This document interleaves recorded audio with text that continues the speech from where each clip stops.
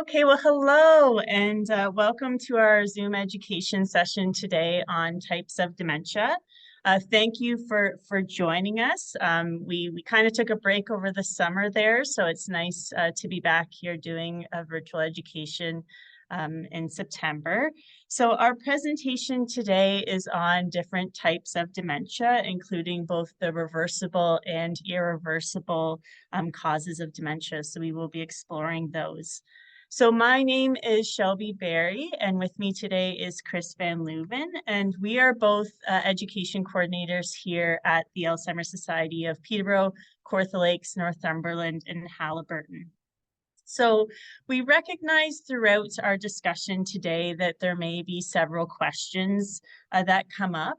And just in the interest of time, and because sometimes we're not always able to see the chat pod while sharing the PowerPoint screen, we'd like to ask that you hold your questions until the end of the presentation.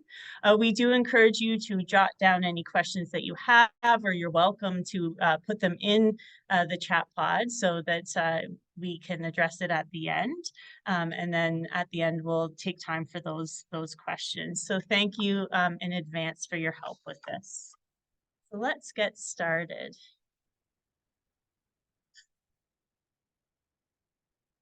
So what is dementia? So the term dementia doesn't actually refer to one specific disease. The term dementia refers to a set of symptoms that occur when a person has a disease or a disorder that affects the brain. So these symptoms vary depending on the person, but may include things like memory loss, difficulty with understanding, judgment, and reasoning, for example. And one of the most common questions that we often get asked is, what is the difference between Alzheimer's disease and dementia? So Alzheimer's disease is just one of the brain diseases that causes the symptoms of dementia. In fact, Alzheimer's disease is the most common cause of dementia. It's important to note that Alzheimer's disease is not the only cause of dementia. So we're going to take a moment now to look at a short animated video that explains the difference between dementia and Alzheimer's disease. And Chris, if you can just give me a thumbs up that you can hear the audio when this starts, that'd be great.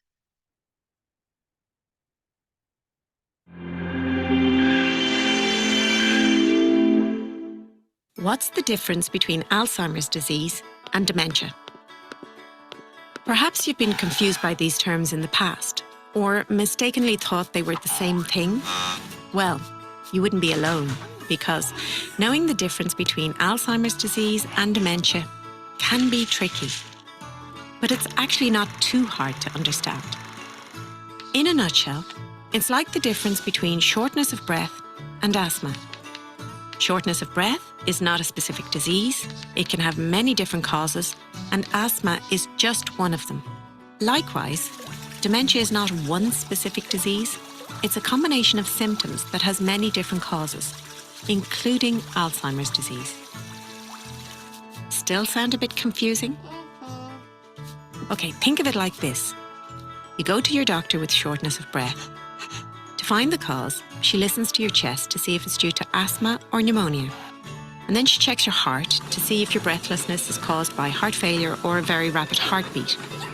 She even asks if you've been worried in case your breathing difficulty is anxiety related. After her examinations, she concludes that your shortness of breath is actually a nut allergy. Similarly, when dealing with dementia, your doctor needs to figure out the underlying cause.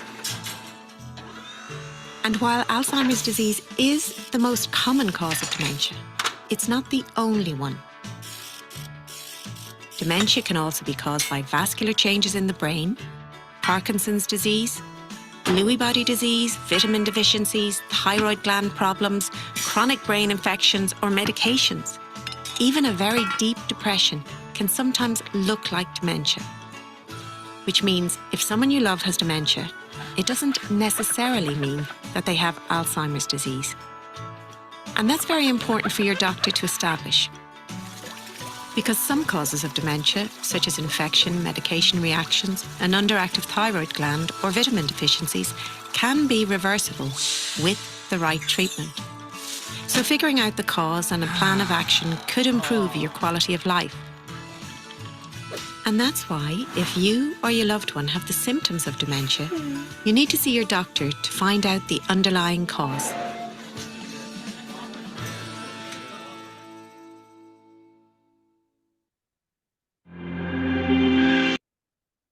Okay, so hopefully that creative video helped with the explanation as well.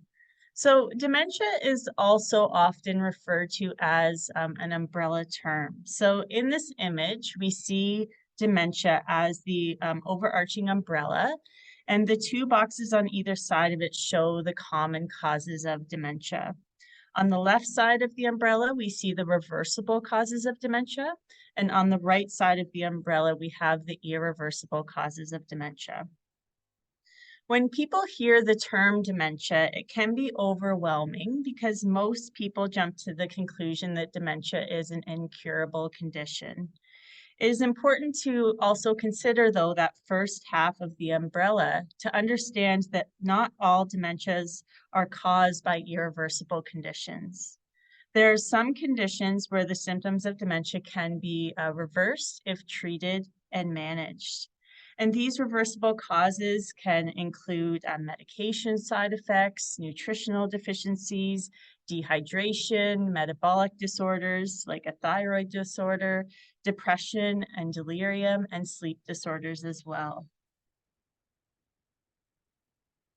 Here's another image or depiction of the dementia umbrella, with the spokes of the umbrella representing the different types or causes of dementia. Under one half of the umbrella is those reversible forms of dementia. So you can see that they are written there in the blue font. And on the other half of the umbrella is the irreversible types of dementia, and they are illustrated there in the red font. You may be surprised to see that there are so many different causes of dementia, but if you can believe it, there are even more types of dementia that are not listed here. So some researchers and experts believe that there are actually over 100 different types of dementia that exist. So that's certainly a lot. So for today's presentation, we're not going to have time to talk about all of them, but we're going to take some time now to talk about the most common types of dementia in more detail so that you have a better understanding of these conditions and some of their key features and characteristics. So first we want to touch on, the one half of that umbrella that was the reversible types of dementia. So what do we mean by reversible? So in these cases of dementia, it is possible to improve memory outcomes and possibly return to full cognitive functioning by identifying and treating the underlying condition. Often when we think about dementia, again, we kind of jump to thinking about the irreversible types. However, it is important to know that there are, some conditions where the dementia symptoms can be reversed if treated. So let's take a look at some of these now that you can see on the slide.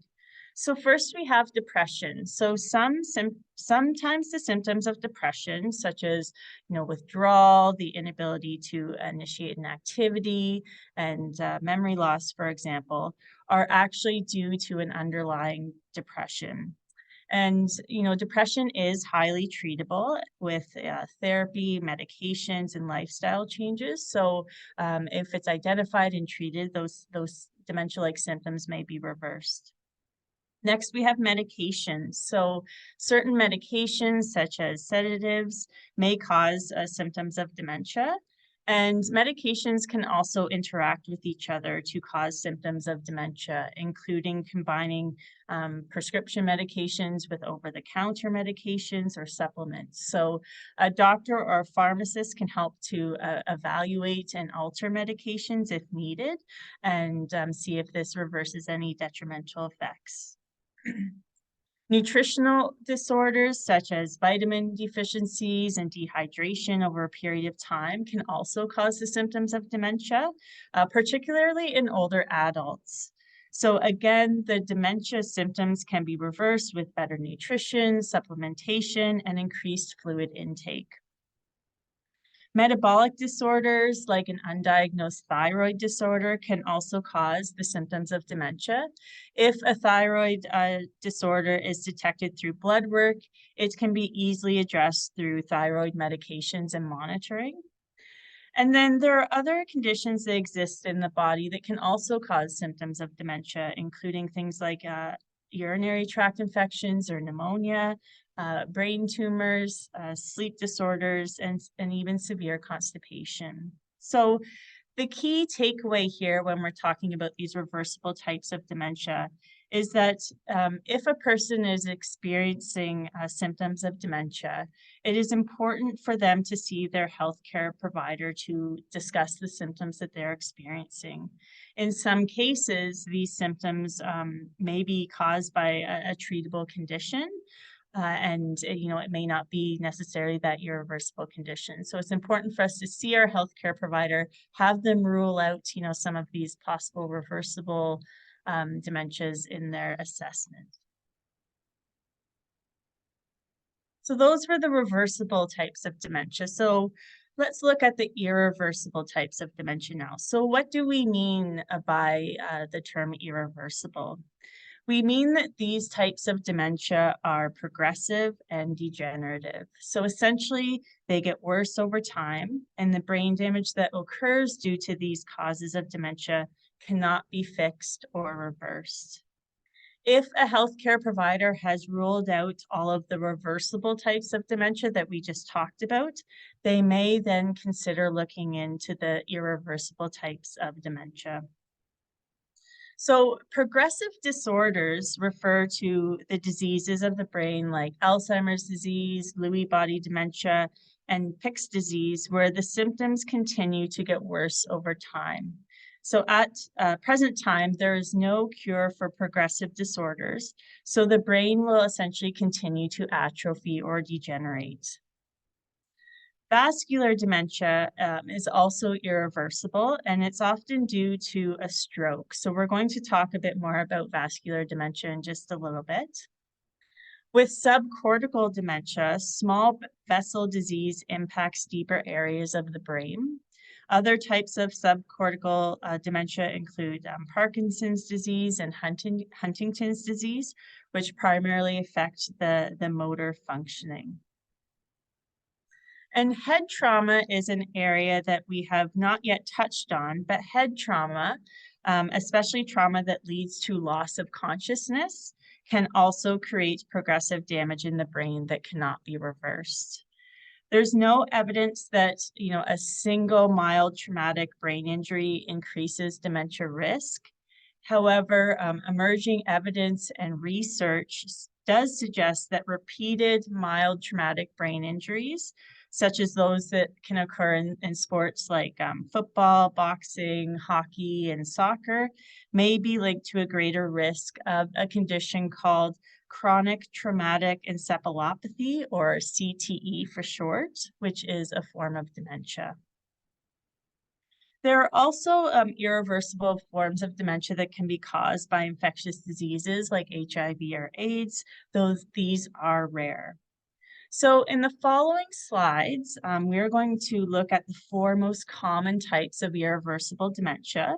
So we will highlight Alzheimer's disease, vascular dementia, Lewy body dementia, and frontal temporal dementia. And I'll pass it over to Chris to get us started with Alzheimer's disease. Great, thanks, Shelby. Yeah, so Alzheimer's disease is the most common form of dementia, and it currently accounts for between 60 to 80% of all cases of dementia. And, although the onset of Alzheimer's disease is gradual, it eventually is going to affect all aspects of a person's life, and that includes things like their mental abilities, their emotions and moods, their behavior, their ability to carry out their daily activities like eating and grooming. And this disease was named after Dr. Alois Alzheimer, and he was the one that discovered Alzheimer's disease, and he found it over 110 years ago. So we've been aware of Alzheimer's disease for a lot longer than what people may think. It might surprise you to learn that memory loss might not be the first sign of Alzheimer's disease. So things like changes in mood and behavior or judgment may appear before that memory loss is obvious. And over the next 10 slides, we're going to discuss the 10 warning signs of Alzheimer's disease. And it's important to note that even though we've numbered these indicators 1 through 10, they are ordered randomly. So someone experiencing early signs of dementia might not have each of these symptoms.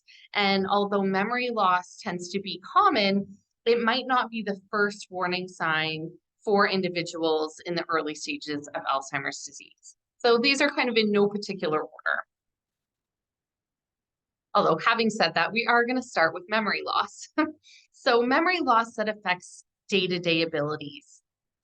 It's normal for us to occasionally forget things like appointments or, former colleagues' names or a friend's phone number, only to remember them a short time later. However, someone living with dementia may be forgetting things more often, or they might have difficulty remembering information that's been recently learned. People living with dementia have difficulty making memories, so they might not recall when they've forgotten something or what it is that they forgot because that memory was never recorded into their memory bank in the first place. So things like their PIN number or whether or not they paid a bill, those types of memories may not have gotten stored in their memory bank. And our next warning sign that we're going to look at is difficulty performing familiar tasks. So we all get distracted from time to time. We might forget to serve part of a meal, only to remember it later. But someone living with dementia, they might have trouble completing tasks that have been familiar to them all their lives. So things like preparing a meal that they've made many, many times, or the rules for a favorite game. All of a sudden, those things become more difficult for the person. Next, we have problems with language. So anyone can have a difficulty or trouble finding the right word to express what it is that they'd like to say. But someone living with dementia, they might forget simple words, or they might substitute words so that what they're trying to say is difficult to understand. The person living with dementia may also have trouble with comprehension. So they might have trouble understanding what others are saying to them, or they may have difficulty following along in a conversation. Next, we have disorientation in time and space. It's common to, forget the day of the week for a moment, or maybe forget, where was I going? Especially if we walk into a room or forget, what it was we were trying to find. That usually just happens for a moment. However, people living with dementia, they can become lost on their own street. They may not know how they got to where they are or how to get home. Someone living with dementia might have trouble finding their way home from the grocery store that they've shopped at their whole lives.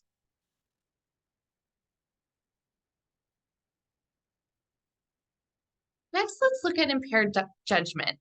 So all of us from time to time, we might make some questionable decisions, such as, putting off seeing the doctor when we're not feeling well, or, maybe we choose the fashionable outfit over the practical one. But someone living with dementia might experience changes in their judgment and decision-making, such as not recognizing a medical problem that needs attention, like a cut or a burn that's become infected and requires treatment. Or maybe they're not able to recognize, suitable attire for the weather conditions outside. So they're going outside on a hot day, wearing way too many layers, or they're going outside in a cold day, not wearing enough clothing to keep them warm, which puts them at risk for things like exposure, hypothermia.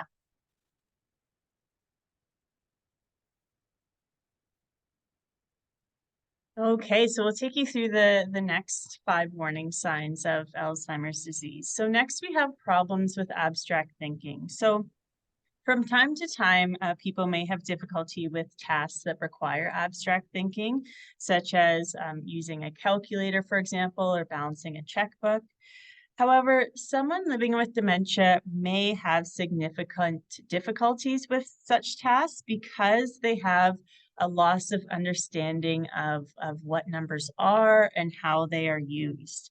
So, for example, they may have trouble finding the right change when they're buying something at the grocery store. So they're having a difficult time kind of working with those numbers.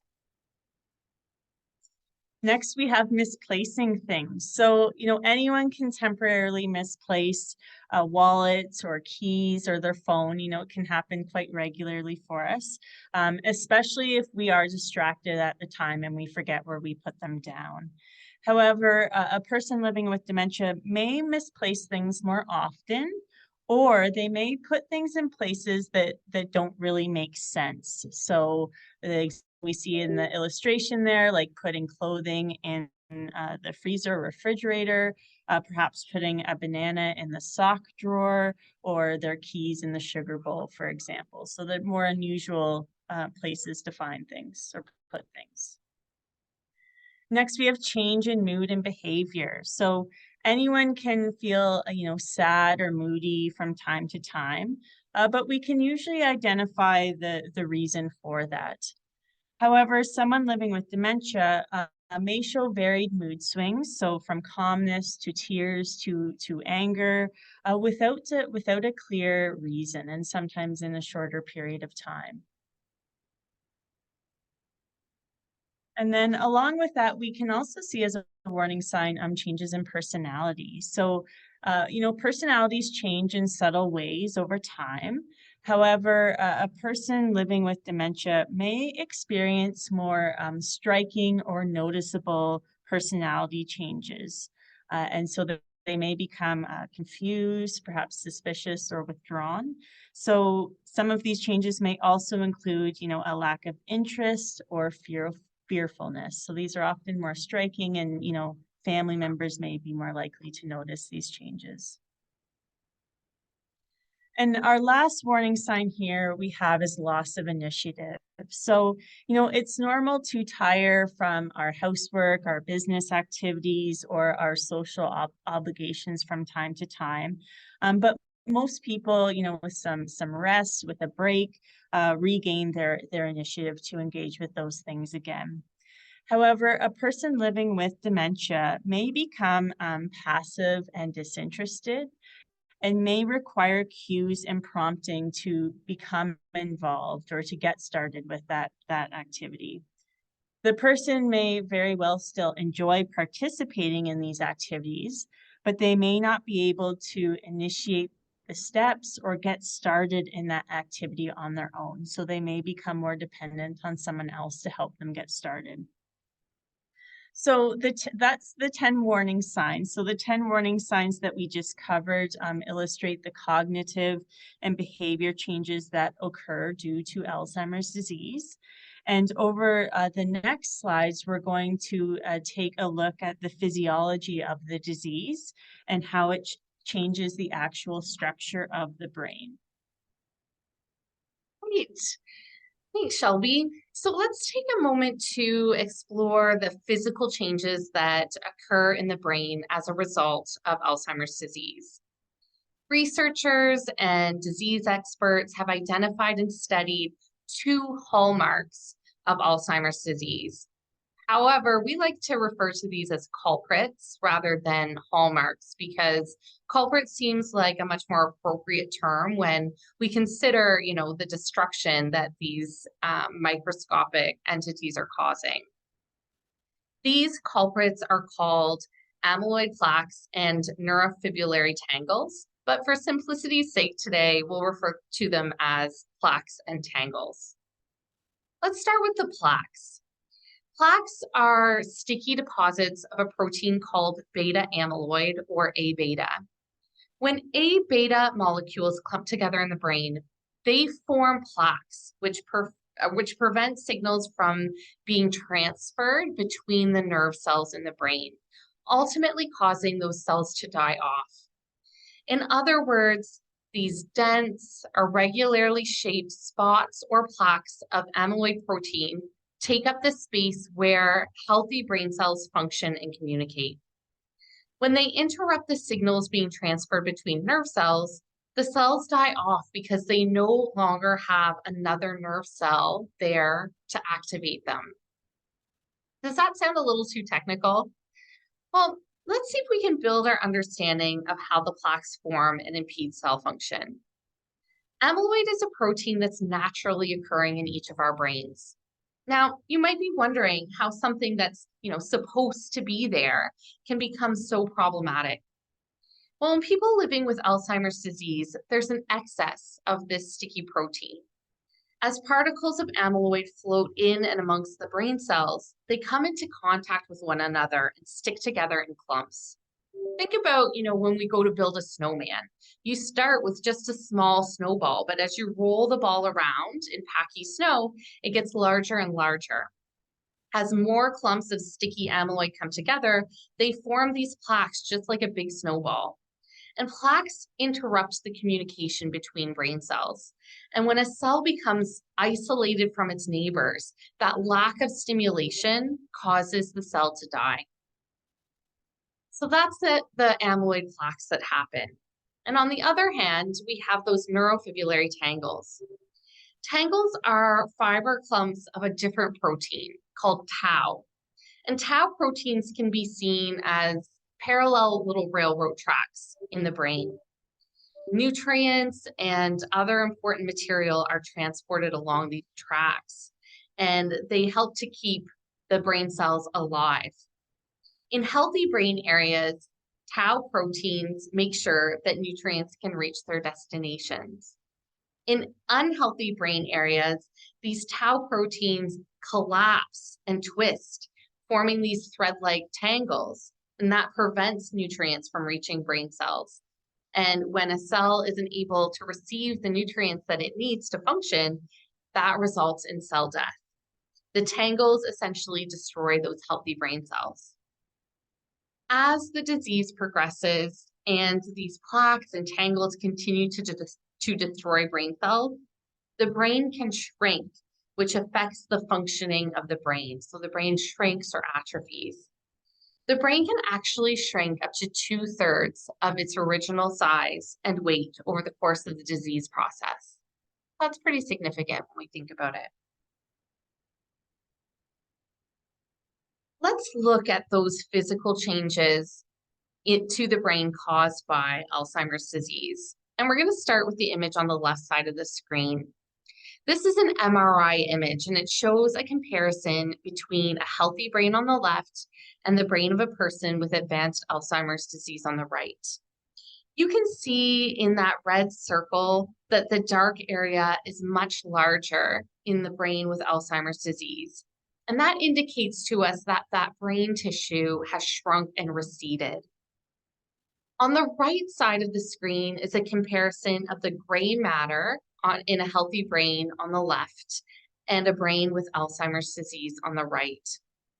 Wherever you see spaces, shrinkage, or gaps, there's a loss of functioning to that particular area of the brain.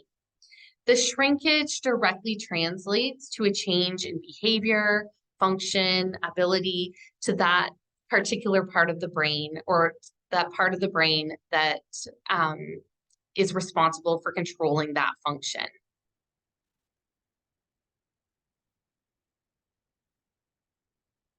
Did you know that there are different forms of Alzheimer's disease? The two main types of Alzheimer's disease are called sporadic and familial Alzheimer's disease. And we're also going to talk about another form of the disease called young onset dementia. The most common form of Alzheimer's disease is called sporadic Alzheimer's disease. And the Key here is that it really has no specific family link. So sporadic Alzheimer's disease happens as a result of a complex combination of our genes, our environment, and our lifestyle. Sporadic Alzheimer's disease does not usually run in families, and it's not considered to be hereditary. Age is the greatest risk factor for developing sporadic Alzheimer's disease, and most sporadic Alzheimer's disease happens after the age of 65. Familial Alzheimer's disease is the second form of Alzheimer's disease, and it accounts for less than 5% of all cases. Families with this rare form of Alzheimer's disease have a very strong family history of Alzheimer's disease, where family members are affected over generations. Familial Alzheimer's disease is due to changes in specific genes that can be directly passed on from parent to child. If a person has familial Alzheimer's disease, their children have a 50% chance of inheriting the disease-causing gene and developing Alzheimer's disease. Familial Alzheimer's disease has the same symptoms as sporadic Alzheimer's disease, and it can develop at any age. When symptoms of dementia start before the age of 65, we use the term young onset dementia. And young onset dementia accounts for an estimated 2 to 8% of all dementia cases. While rare, there's 16,000 Canadians under the age of 65 living with young onset dementia. People with young onset dementia can be in their 50s, they can be in their 40s, or even in their 30s in some rare cases when the disease begins. That kind of concludes our section on Alzheimer's disease. And now we're going to switch gears a bit and start to talk about vascular dementia. Vascular dementia is a type of dementia that's caused by damage to the brain from a lack of blood flow or from bleeding in the brain. For our brain to function properly, it needs a constant supply of blood and oxygen through a network of blood vessels called the vascular system.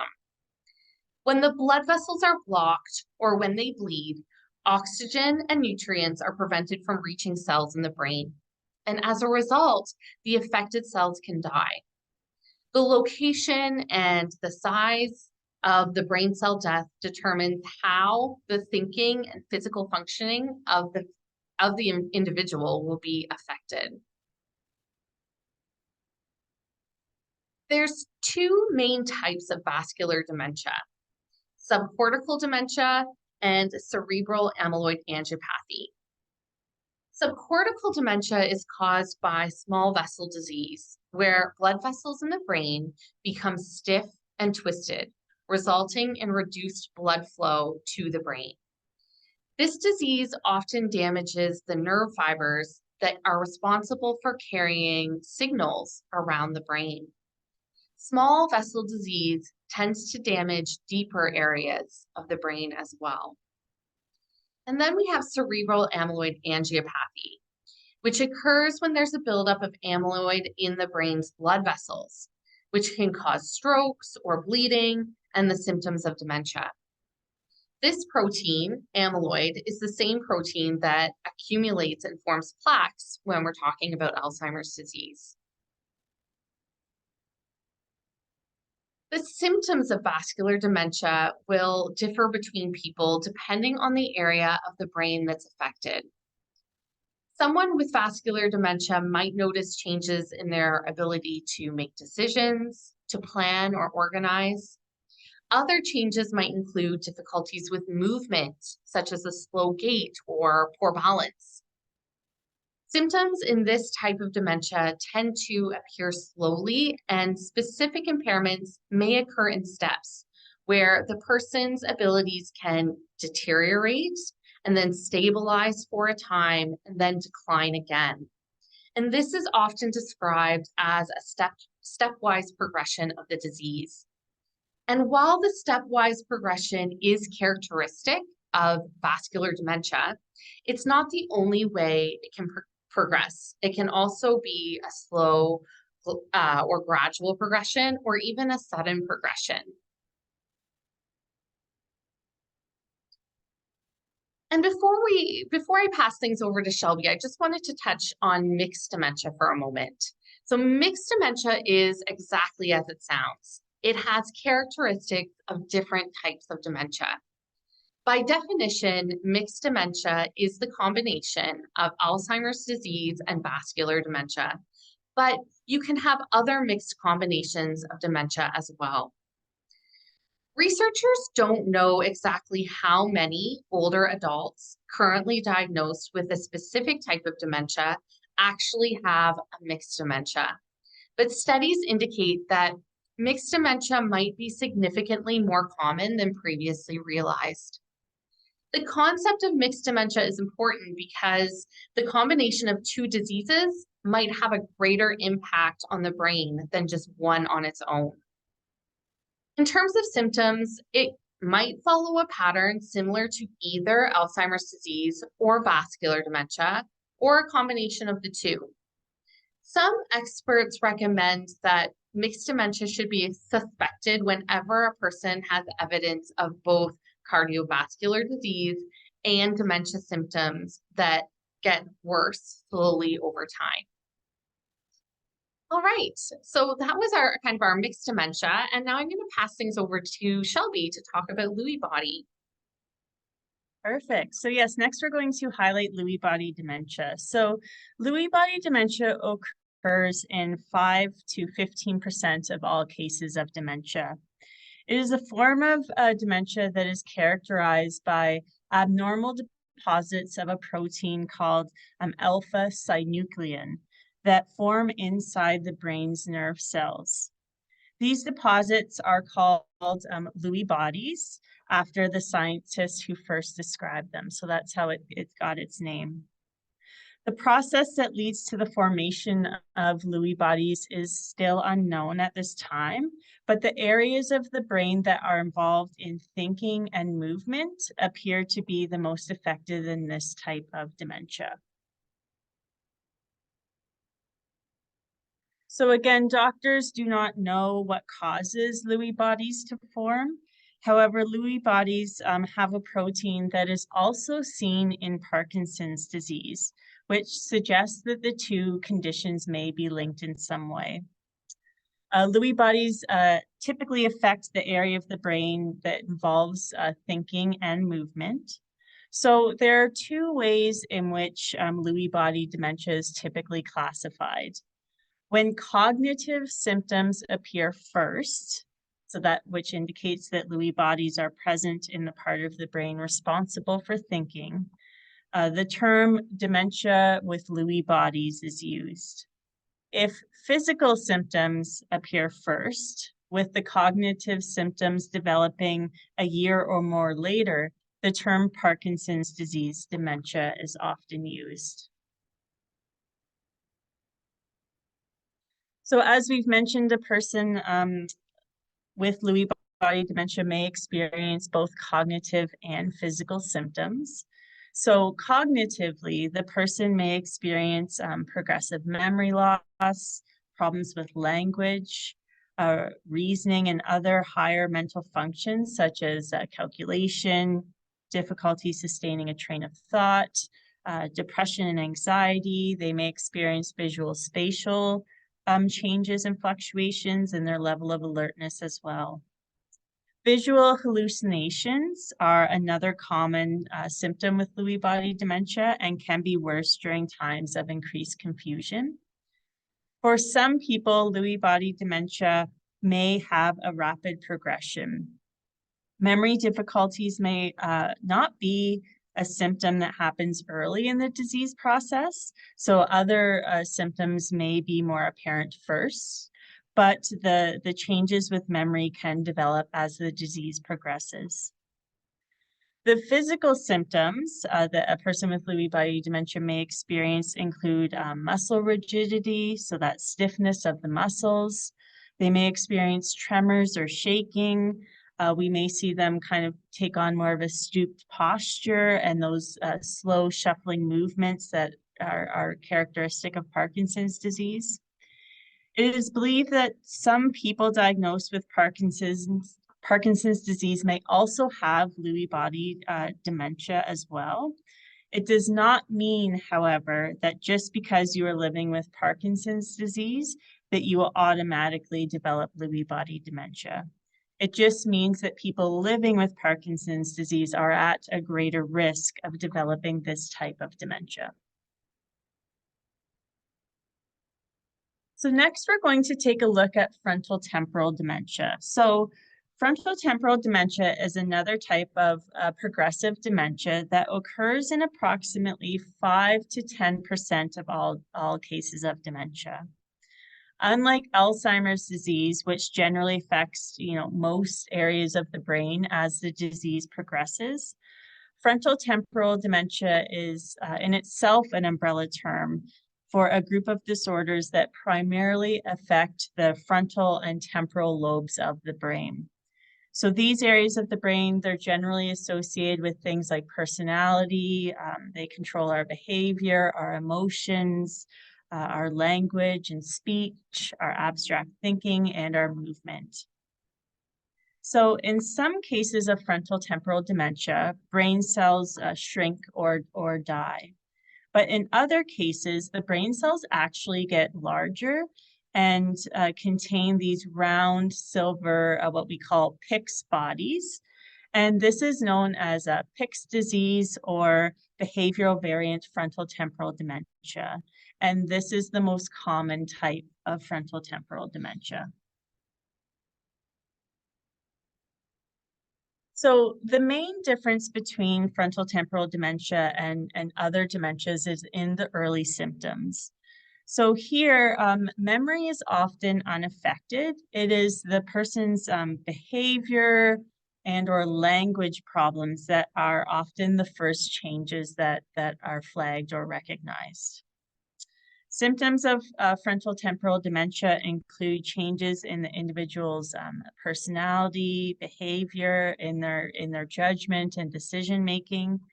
People with this type of dementia can act in uncharacteristic ways, resulting in potentially embarrassing or difficult social situations. In the early stages of frontal temporal dementia, behavior changes and or problems with speech and language can appear separately. As the disease progresses, these two areas will eventually overlap. Language problems will progress and affect the ability of the person to communicate as well. And over time, language or movement problems may also occur, and the person may require more care and supervision. Unlike Alzheimer's disease, a person with frontal temporal dementia often remains oriented with respect to time and has preserved memory in those early stages. In the later stages of the disease, general symptoms of dementia then arise. So things like confusion, forgetfulness, as in with other dementias.